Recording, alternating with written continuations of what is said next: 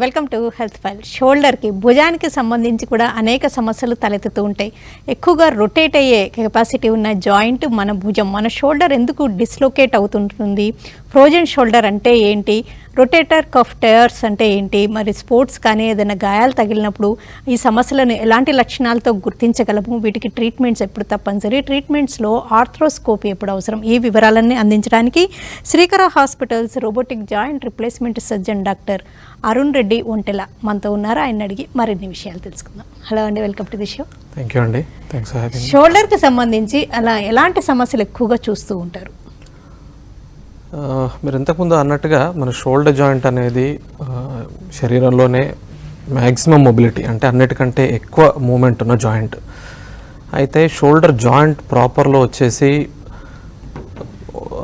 4 రకాల జాయింట్స్ ఉంటాయి. 4 రకాల జాయింట్స్ కలిపేసి మనం shoulder joint proper shoulder girdle అనేది తయారవుతూ ఉంటుంది. అయితే దీంట్లో ఏ జాయింట్లో కూడా, అంటే ముఖ్యంగా వచ్చేసి మనకు గ్లీనోహ్యూమరల్ అంటే మన భుజం ఎముకకి మన ఈ షోల్డర్ బ్లేడ్కి మధ్యలో ఉండే జాయింట్. అలాగనే మనకు ఈ షోల్డర్ బ్లేడ్కి మన చెస్ట్ వాల్కి మధ్యలో ఒక జాయింట్, అలానే స్టెర్నమ్కి క్లావికల్కి మధ్యలో, ఒకటి యాక్రోమియన్కి క్లావికల్కి మధ్యలో, అన్ని జాయింట్స్ కలిపి మనకు షోల్డర్ జాయింట్ ప్రాపర్ అనేది అవుతూ ఉంటుంది. అయితే వీటన్నిటిలో ఏ జాయింట్లో కూడా మనకు పెయిన్ వచ్చినా కూడాను మనకు షోల్డర్ జాయింట్ పెయిన్ లాగానే కన్సిడర్ చేస్తూ ఉంటాం. అయితే సర్వసాధారణంగా మనకు కామన్ షోల్డర్ పెయిన్ వచ్చేసి ఫ్రోజన్ షోల్డర్ కామన్గా చూస్తూ ఉంటాము. అట్ ద సేమ్ టైం అలాగే ఇంజరీస్ కానివ్వండి, ట్రామా కానివ్వండి, లేకపోతే రుమటాయిడ్ అలాగే వాతం లాంటి లక్షణాల వల్ల కానివ్వండి, వీటన్నిటిలో కూడా మనకు షోల్డర్ పెయిన్ కామన్గా చూస్తూ ఉంటాం. షోల్డర్కి సంబంధించిన అంటే అదర్ జాయింట్స్ని ఎఫెక్ట్ చేసే ఆస్టియో ఆర్థరైటిస్ కానీ, లేకపోతే ఆస్టియోపోరోసిస్ కానీ, లేకపోతే రుమటాయిడ్ ఆర్థరైటిస్, ఇలాంటివన్నీ కూడా షోల్డర్ మీద కూడా ఎఫెక్ట్ చూపించే రిస్క్ ఉంటుందా? ఆస్టియో ఆర్థరైటిస్ కూడా షోల్డర్ జాయింట్లో చూస్తూ ఉంటాం. కాకపోతే షోల్డర్ జాయింట్ అనేది నాన్ వెయిట్ బేరింగ్, అంటే బరువు మోసే కీలు కాదు. కాబట్టి మనకు ఒక మోకాలు కానివ్వండి, ఒక తుంటి కానివ్వండి, ఈ రెండింటిని కంపేర్ చేసుకున్నట్టు అవుతే కనుక మనకు షోల్డర్ జాయింట్లో ఆస్టియో ఆర్థరైటిస్ అంటే వయసుతో వచ్చే అరుగుదల అనేది వచ్చే అవకాశాలు కొంచెం తక్కువ. అలాగే ఈ రుమటాయిడ్ ఆర్థరైటిస్ కనుక చూసినట్టు అయితే ఇది ఆటోఇమ్యూన్ డిసార్డర్, కాబట్టి ఇది ఏ జాయింట్లో వచ్చినట్టయినా కూడా మనకు భుజంలో కూడా వచ్చే అవకాశాలు ఎక్కువ. కాకపోతే మనకు మోకాలు ఒకవేళ తుంటి చూసినట్టయితే మనకు కామన్గా చూస్తూ ఉంటాం, ఎందుకంటే అది కూడా వెయిట్ బేరింగ్ జాయింట్ కాబట్టి. షోల్డర్లో కూడా చూస్తూ ఉంటాం, కానీ ప్రజెంటేషన్ అంటే క్లినికల్గా నొప్పి రావడం కానీ, దానివల్ల డిసెబిలిటీ రావడం కానీ వచ్చే అవకాశాలు రిలేటివ్గా తక్కువ. ఓకే, షోల్డర్ ప్రాబ్లమ్స్ కూడా ఏజ్కి రిలేటెడ్గా ఉంటూ ఉంటాయా? అంటే ఏజ్ బట్టి ఒక్కొక్క డిసీజ్ కానీ పెథాలజీ కానీ ఒక్కొక్క ఏజ్ గ్రూప్లో మనం కామన్గా చూస్తూ ఉంటాం. ఒకవేళ యంగర్ ఏజ్ గ్రూప్లో చూసినట్టు అయితే ఇప్పుడున్న లైఫ్ స్టైల్ కానివ్వండి, ఇప్పుడున్న పేస్కి కానివ్వండి, ఈ ట్రామా అంటే దెబ్బలు తగలడం వల్ల, యాక్సిడెంట్ జరగడం వల్ల, అంటే ట్రామాటిక్ ఇంజరీస్ ఎక్కువగా చూస్తూ ఉంటాం. అట్ ద సేమ్ టైం ఇది ట్రామాతో వచ్చిన రొటేటర్ కఫ్ టియర్స్ కానివ్వండి, ఏదైనా ఫ్రాక్చర్స్ కానివ్వండి, ఇటువంటివన్నీ కూడా షోల్డర్స్లో యంగర్ ఏజ్ గ్రూప్లో ఎక్కువగా చూస్తూ ఉంటాం. అదే ఒక మిడిల్ ఏజ్ గ్రూప్కి వచ్చేసరికి ఏంటి, కామన్గా చూసేది ఫ్రోజన్ షోల్డర్. ఫ్రోజన్ షోల్డర్ అంటే మనకి ఈ మూమెంట్స్ అనేవి షోల్డర్లో బిగుసుకుపోవడం, మనకి ఎటు కదిపినా కూడా మూమెంట్ చాలా పెయిన్ఫుల్గా ఉండడం, నైట్ టైంలో పెయిన్ ఎక్కువగా రావడం, ఇవన్నీ కూడాను కొంచెం మిడిల్ ఏజ్ గ్రూప్లో ఎక్కువగా చూస్తూ ఉంటాం. అదే కొంచెం ఏజ్ దాటిన తర్వాత అంటే ఆఫ్టర్ 50 కొంచెం ఏజ్ పీపుల్లో ఏంటంటే డీజనరేటివ్ చేంజెస్, అంటే ఏజ్ తోటి వచ్చే డీజనరేషన్ అనేది షోల్డర్ జాయింట్లో చూస్తూ ఉంటాం. అయితే దీనివల్ల మనకు కామన్గా వచ్చేది ఒకటి, ఇంతకుముందు మనం డిస్కస్ చేసినట్టుగా ఆర్థరైటిస్ అంటే ఏజ్ తోటి వచ్చిన డీజనరేషన్ ఏదైతే ఉందో దాన్ని ఆస్టియో ఆర్థరైటిస్ అంటాం. అదొకటి చూస్తూ ఉంటాం. ఇంకొకటి ఈ ఏజ్ తోటి మనకు ఈ షోల్డర్ చుట్టూ ఉన్న మజిల్స్ ఏవైతే ఉన్నాయో, అంటే రొటేటర్ కఫ్ కానివ్వండి, ఇవన్నీ కూడా ఓవర్ టైంలో డీజనరేట్ అంటే వీక్నెస్ వచ్చేసి ఈజీగా ఏజ్ రిలేటెడ్ టియర్స్ అనేవి వచ్చే అవకాశాలు ఎక్కువగా ఉంటాయి. అందుకని రొటేటర్ కఫ్ టియర్స్ అనేవి యూజువల్గా ఆఫ్టర్ 50 ఏజ్ గ్రూప్లో చూస్తూ ఉంటాం. At the same time after 50 osteoporosis ఎక్కువగా ఉంటుంది, కాబట్టి ఆస్టియోపోరోటిక్ ఫ్రాక్చర్స్ అంటే చిన్న చిన్న దెబ్బల్లోనే మనకు భుజాలు ఫ్రాక్చర్లు అవ్వడాలు, భుజం దెబ్బ తగలడం వల్ల చిన్న చిన్న దెబ్బలు, ఫ్రాక్చర్లు రావడాలు, ఇవన్నీ కూడా కొంచెం ఏజ్ రిలేటెడ్ ఓల్డర్ ఏజ్ గ్రూప్లో చూస్తూ ఉంటాం. ఇప్పుడు రొటేటర్ కఫ్ టేయర్స్ అని చెప్పారు కదండి, అవి అసలు ఎక్కడ ఏ భాగంలో ఎలా ఉంటాయి ఒకసారి డెమో చేస్తాం. అయితే అండి, మనకు ఒకవేళ ఇది షోల్డర్ మోడల్ కనుక చూసినట్టయితే ఇది మనకు ముందు ఉన్న కాలర్ బోన్, ఇది అట్ ద సేమ్ టైం ఇది మనకు వెనకాల ఉండే షోల్డర్ బ్లేడ్. అయితే ఇది మన భుజం ఎముక. అయితే మనకి రొటేటర్ కఫ్ అనేది ఇది ఒక 4 మజిల్స్ కలిసి ఒక పొరలాగా తయారైపోయి ఆ పొర అంతా కూడా మన భుజం ఎముకలో అతుకుతూ ఉంటుంది మన షోల్డర్ బ్లేడ్ నుండి వచ్చేసి. అయితే ఆ 4 మజిల్స్ కలిసి ఏదైతే పొర తయారవుతుందో దాన్ని మనం రొటేటర్ కఫ్ అంటూ ఉంటాం. మనకు ఈ షోల్డర్ లో ఏ మూమెంట్ చేయాలి అన్నా, షోల్డర్ నెట్ కదపాలన్నా, అంటే ఫైనర్ మూమెంట్స్ ఆఫ్ షోల్డర్ ఏదైతే ఉందో ఈ మజిల్స్ అన్నీ కలిసి ఆ భుజాన్ని కదపడంలో హెల్ప్ చేస్తూ ఉంటాయి. అయితే ఇవి ఓవర్ టైంలో ఇంతకుముందు మనం డిస్కస్ చేసినట్టుగా ఐదర్ దెబ్బలు తగలడం వల్ల, అంటే ఎప్పుడైనా కూడా ట్రాఫిక్ యాక్సిడెంట్సే కానివ్వండి, ఏదైనా సడన్గా బరువెత్తడమే కానివ్వండి, ఇవన్నీ జరిగినప్పుడు మనకు ఎక్కడైతే మనకు ఈ రొటేటర్ కఫ్ అనేది అతుక్కుని ఉండాలో అక్కడ నుండి ఒక్కసారిగా అది చిరిగిపోవడం వల్ల సడన్గా పెయిన్ రావడం, భుజం ఒక మన హెడ్ తలపైకి భుజం తీసుకెళ్లడంలో చాలా పెయిన్ఫుల్గా ఉండడం, ఒక 30 డిగ్రీల నుండి 120 డిగ్రీల వరకు మూవ్ చేసినప్పుడు చాలా పెయిన్ఫుల్గా ఉండడం, ఇవన్నీ లక్షణాలు చూస్తూ ఉంటాం రొటేటర్ కఫ్ టియర్స్లో. ఓకే, అంటే స్పోర్ట్స్ అవి అయినప్పుడు ఆడినప్పుడు అయ్యే గాయాలు, లేకపోతే ఒకసారి షోల్డర్ డిస్లోకేట్ అవుతుంది అంటుంటారు, అంటే అది ఎలా జరుగుతుంది అంటారు? ఇలాంటి టేయర్స్ తోటి ఏమైనా జరుగుతూ ఉంటుందా? అయితే మనకు shoulder one of the most mobile joints. అయితే ఈ షోల్డర్ ఈ మొబైల్ జాయింట్కి స్టెబిలిటీ ఇవ్వడానికి చాలా స్ట్రక్చర్స్ తోడ్పడుతూ ఉంటాయి. అయితే దీంట్లో మనకి ఇంపార్టెంట్గా వచ్చేసి షోల్డర్ చుట్టూ ఉండేది ఒక లాబ్రమ్ అనే ఒక టైట్ స్ట్రక్చర్ ఉంటుంది. అయితే ఇది ఎప్పుడైతే మొదటిసారి డిస్లోకేట్ అవుతుందో భుజం, అంటే ఫస్ట్ టైం ఏదైనా ఇంజరీ కానివ్వండి, లేకపోతే ఏదైనా ఫిట్స్, ఎపిలెప్సీ రావడం కానివ్వండి, ఇవన్నీ వచ్చినప్పుడు ఏమవుతుంది అంటే ఈ లాబ్రమ్ అనే స్ట్రక్చర్ ఏదైతే ఉందో ఈ లాబ్రమ్ని టియర్ చేసుకొని షోల్డర్ అనేది బయటికి పాప్ అవుతుంది. పాప్ అంటే డిస్లోకేట్ అవుతుంది మన కప్పులోంచి. అయితే ఇది మొదటిసారి వచ్చినప్పుడు మెడికల్ కేర్ తీసుకొని, అంటే హాస్పిటల్కి వెళ్ళడం కానివ్వండి, ఒక స్పెషలిస్ట్ ఆర్థోపెడిక్ సర్జన్ దగ్గరికి వెళ్తే కనుక దీన్ని మళ్ళీ జాయింట్ లోపలికి మళ్ళీ కూర్చోబెట్టడం అనేది జరుగుతూ ఉంటుంది. అయితే మొదటిసారి ఇది డిస్లోకేట్ అయిన తర్వాత మెజారిటీ ఆఫ్ ద టైమ్స్ మనం ఒక 3 వారాలు దానికి రెస్ట్ ఇవ్వడం, ఒక పట్టి వేసుకొని భుజాన్ని ఎటు కదపకుండా కనుక రెస్ట్ ఇచ్చినట్టు అయితే మోస్ట్ ఆఫ్ ద టైమ్స్ అది ఆ లాబ్రమ్ అనేది మళ్ళీ ఆ ఎముక కప్పుకి మళ్ళీ హీల్ అయిపోతూ ఉంటుంది. అయితే రేర్ ఛాన్సుల్లో అది సరిగ్గా హీల్ అవ్వకపోవడం కానివ్వండి, లేకపోతే ఇనాడిక్వేట్ ట్రీట్మెంట్, అంటే మనం ఇమ్మీడియట్గా వెంటనే మళ్ళీ మన వర్క్లోకి వెళ్ళడం కానివ్వండి, ఇవన్నీ చేసిన క్రమాన అది ఆ టిష్యూ, ఆ లాబ్రమ్ అనేది మనకు ఎముకకు మళ్ళీ సరిగ్గా హీల్ అవ్వని క్రమాన మనకు అక్కడ ఒక గ్యాప్ లాగా ఉండిపోయి ఆ గ్యాప్లోంచి మళ్ళీ ఈ భుజం, ఈ బాల్ ఏదైతే ఉందో మళ్ళీ మనకు రికరెంట్గా, అంటే మళ్ళీ డిస్లోకేట్ అయ్యే అవకాశాలు ఉంటాయి. దీన్ని మనం షోల్డర్ ఇన్స్టెబిలిటీ కానీ రికరెంట్ డిస్లొకేషన్ ఆఫ్ షోల్డర్ అని కానీ అంటూ ఉంటాం. ఓకే, ఫ్రోజన్ షోల్డర్ అనేది చాలా మందిని బాధిస్తూ ఉంటుంది కదండి. ఫ్రోజన్ షోల్డర్ అంటే ఏంటి? అది డయాబెటిక్స్కే వస్తుందా, ఎవరికైనా వచ్చే రిస్క్ ఉంటుందా? మనకు షోల్డర్లో అండి one of the common causes వచ్చేసి ఫ్రోజన్ షోల్డర్ అంటూ ఉంటాం. ఈ ఫ్రోజన్ షోల్డర్ అంటే ఇప్పుడు మనకు ఇంతకుముందు మనం చూసినట్టుగా ఈ భుజం చుట్టూ కూడాను మనకు ఒకటి క్యాప్సుల్ అనే ఒక పొర ఉంటుంది. ఈ పొర లూజ్గా ఉండి మనకు స్టెబిలిటీని ఇస్తూ ఉంటుంది. అట్ ద సేమ్ టైం షోల్డర్లో ఉన్న మూమెంట్స్ అన్నీ కూడా పాసిబుల్ అవుతూ ఉంటాయి. అయితే యూజువల్గా మీరు అన్నట్టుగా ఫ్రోజన్ షోల్డర్ అనేది కొంచెం డయాబెటిక్స్లో, థైరాయిడ్ పేషెంట్స్లో, ఇటువంటి వాళ్ళలో కొంచెం ఎక్కువగా చూస్తూ ఉంటాం. కాకపోతే అలా అని ప్రతి డయాబెటిక్కి ఫ్రోజన్ షోల్డర్ వచ్చే అవకాశాలు ఉండవు.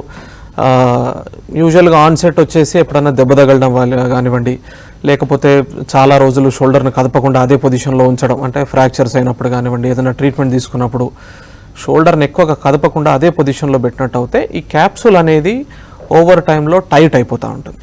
ఈ టైట్ అయిపోయినప్పుడు మనకు మూమెంట్ అనేది అన్ని సైడ్స్కి పాసిబిలిటీ ఉండదు. దీనివల్ల మనకు ఆ క్యాప్సూల్ స్ట్రెచ్ చేసినప్పుడల్లా మనకు ఆ స్ట్రెచ్ పెయిన్ రావడం, ఇబ్బందిగా ఉండడం, నైట్ టైం పెయిన్ ఎక్కువగా రావడం, అంటే మనకు డే టు డే యాక్టివిటీస్ చేసుకోవడం, అంటే బట్టలు వేసుకోవడం కానివ్వండి, లేకపోతే ఇంట్లో రోజువారీ పనులు చేసుకోవడం కానివ్వండి, వీటన్నిటిలో కూడా చాలా పెయిన్తో పాటు డిసెబిలిటీ అనేది వస్తూ ఉంటుంది ఫ్రోజన్ షోల్డర్లో. ఫ్రోజన్ షోల్డర్ ఏజ్తో పాటు ఈ సమస్య పెరుగుతూ ఉంటుందా? ఎవరికి వాళ్ళు ఫిజియోథెరపీ అలాంటివి అంటే చాలా నెట్లో వాటిలో చాలా వీడియోస్ ఉంటుంటాయి, అవి చూసి ప్రాక్టీస్ చేస్తూ ఉండొచ్చా? ఫ్రోజన్ షోల్డర్లో సర్వసాధారణంగా కామన్గా ఉండే ట్రీట్మెంట్ ఇస్ ఫిజియోథెరపీ అండి. అంటే ఓవర్ టైంలో మనం ఆ స్ట్రెచ్చింగ్ ఎక్సర్సైజెస్ ఏవైతే ఉన్నాయో స్ట్రెచ్చింగ్ ఎక్సర్సైజెస్ కరెక్ట్గా చేసుకుంటే మనకు మూమెంట్ అనేది రీగెయిన్ చేసుకోవచ్చు.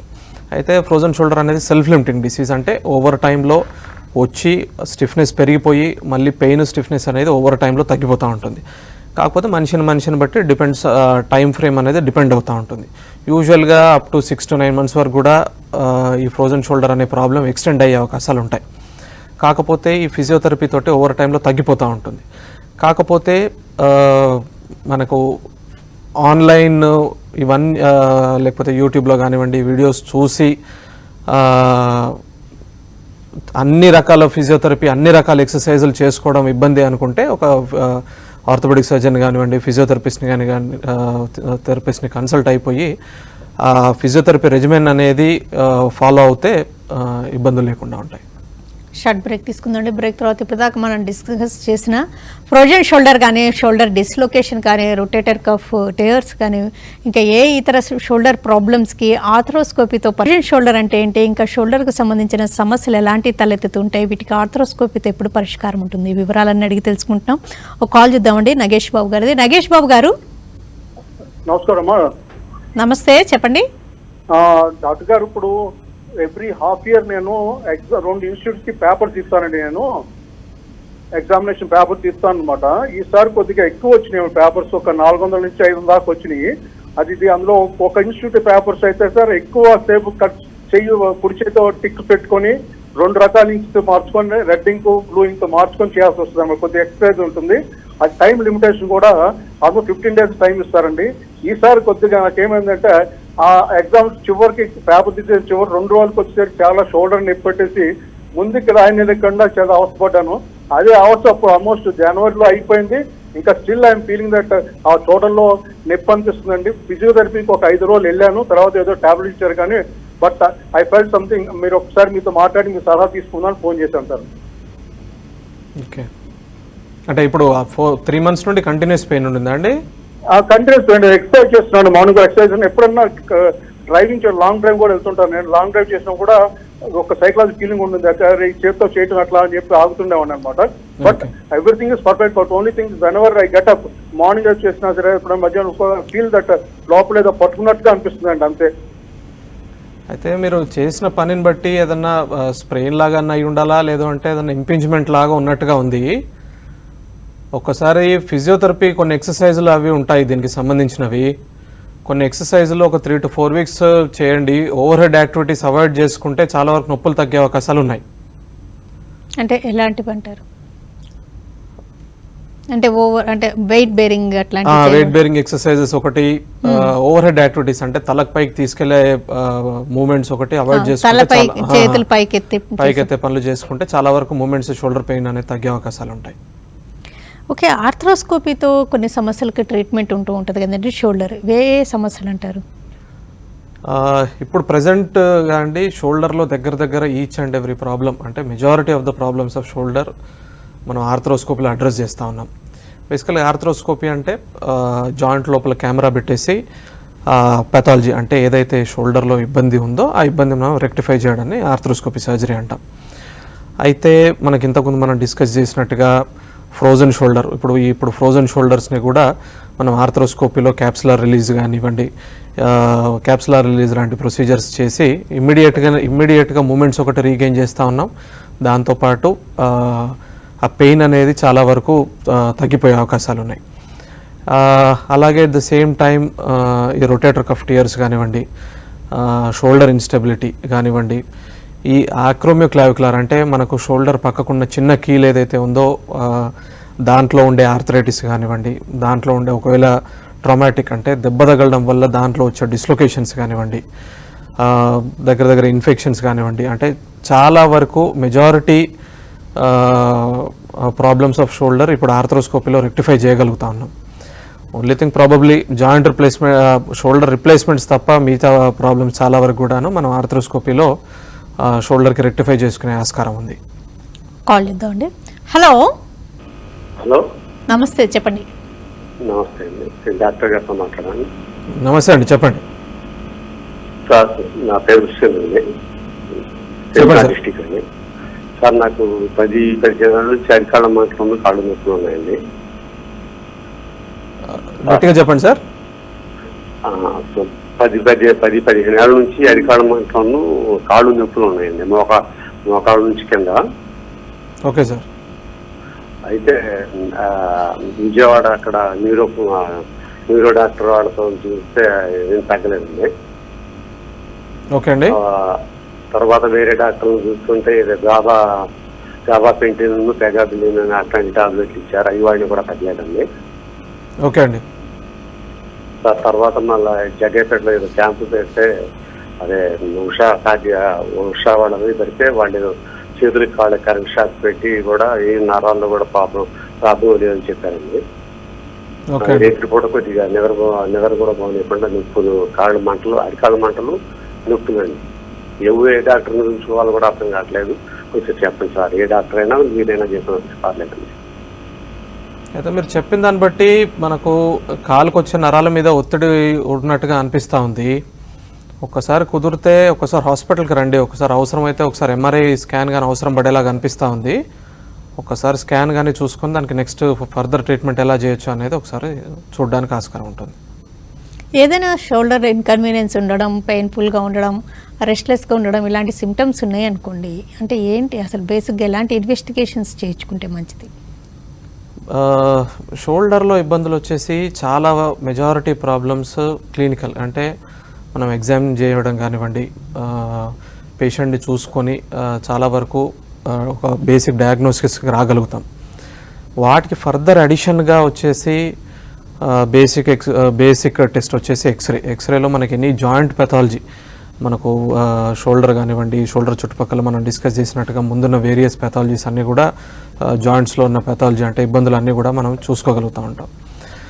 దాంతోపాటు ఇప్పుడు నెక్స్ట్ వచ్చేసి ఎంఆర్ఐలో దగ్గర షోల్డర్లో ఉన్న కండరాల ప్రాబ్లమ్స్ కానివ్వండి, మన మజిల్ ప్రాబ్లమ్స్ కానివ్వండి, లేకపోతే కార్టిలేజ్ ప్రాబ్లమ్స్ కానివ్వండి, బోన్ ప్రాబ్లమ్స్ కానివ్వండి, అన్నీ కూడా మనం తెలుసుకోవడానికి ఆస్కారం ఉంటుంది.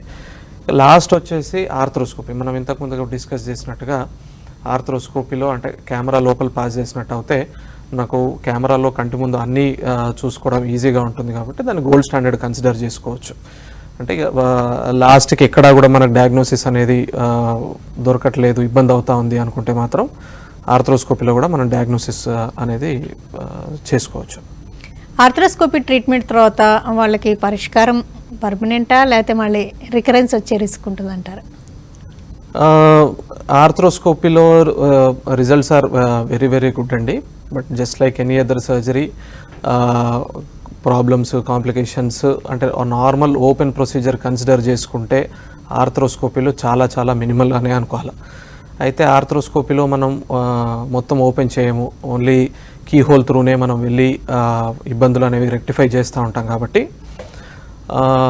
పోస్ట్ ఆప్ పెయిన్ కానివ్వండి, పోస్ట్ ఆప్ మార్బిడిటీ, డిసేబిలిటీ అంటే సర్జరీ వల్ల వచ్చే ఇబ్బందులు కానివ్వండి, సర్జరీ తర్వాత ఓపెన్ ప్రొసీజర్లో వచ్చే స్టిఫ్నెస్ కానివ్వండి, మనం ఆర్థ్రోస్కోపీ చేయడంలో చాలా కాంప్లికేషన్స్ అనేవి తక్కువ చేసుకోవడానికి ఆస్కారం ఉంటుంది. అందుకని ఆర్థ్రోస్కోపీలో ఇప్పుడు అనుకున్నట్టుగా మనం అన్ని పాథాలజీ, అన్ని ఇబ్బందులు కూడా మనం ఆర్థ్రోస్కోపీలో ఇప్పుడు రెక్టిఫై చేసుకోవడానికి ఆస్కారం ఉంటుంది. ఓకేనండి డాక్టర్ అరుణ్ రెడ్డి గారు, షోల్డర్కి సంబంధించి, భుజానికి సంబంధించి ఎలాంటి సమస్యలు తలెత్తుతుంటే, ఆ కీలుకి సంబంధించిన సమస్యలకి ఏ టెస్టులు అవసరం, ఎప్పుడు ట్రీట్మెంట్ తప్పనిసరి, ట్రీట్మెంట్స్లో ఆర్థ్రోస్కోపీ దాని ఫలితాలు ఎలా ఉంటాయి వివరంగా తెలియజేసినందుకు థ్యాంక్స్ అలాట్ అండి. ఇది వాళ్ళ health file. Keep watching TV.